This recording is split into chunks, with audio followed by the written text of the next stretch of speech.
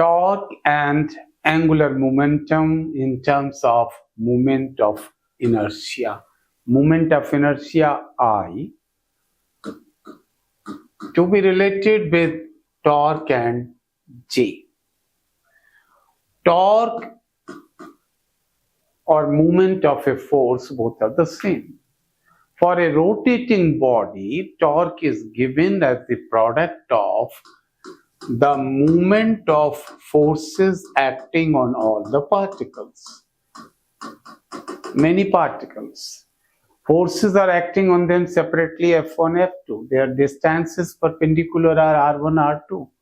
So this would be given as, and F1, is M1, A1, R1, M2, A2, R2,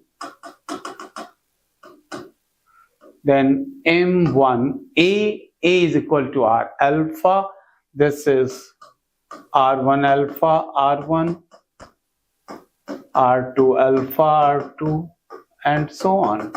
This becomes M1 R1 square, M2 R2 square into alpha, that's I alpha. I alpha, you got the relation for torque in terms of moment of inertia, that's directly given here I alpha. Similarly, you might say that J, angular momentum, is the product of momentum of all the particles. Product of momentum and its perpendicular distance. Or you might say it is the momentum of all the particles. You proceed this way, you just convert P1 by M1, V1 and so on. This thing,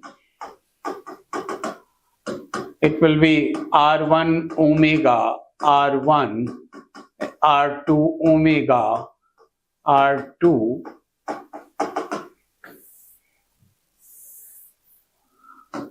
M1 R1 square, M2 R2 square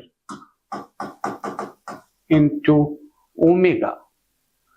Again, you see omega is common to all because angular velocity, angular acceleration for a rotating body is same for all the particles.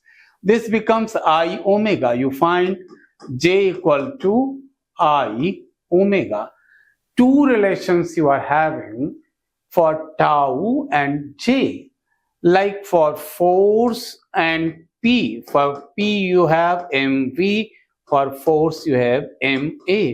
So mass is exactly in place of I or vice versa. That means I is rotational analog of mass in rotational motion. Now let's review the relation for tau and J.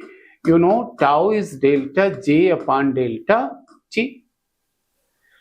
If tau is 0, see, tau delta T, this is delta J. This would be called angular impulse, the product of torque and time interval. But if tau external is 0, this will be 0. Delta J would be equal to 0. Delta J stands for change in angular momentum. If some quantity is not changing, obviously that's going to be constant. You relate these two, you get one very important law of mechanics, classical mechanics. What is that?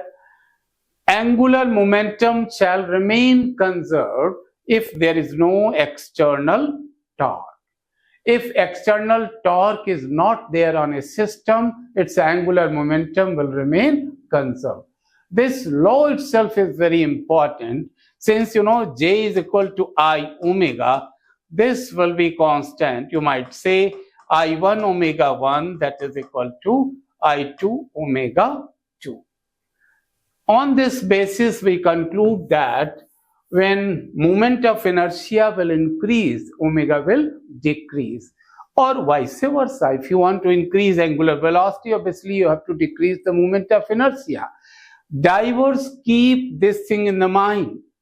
While in the air, divers always try to just contract the shape. They try to reduce their shape, their size. What happens? Angular velocity increases. That helps them other way. Similarly, you might have heard the name of neutron star.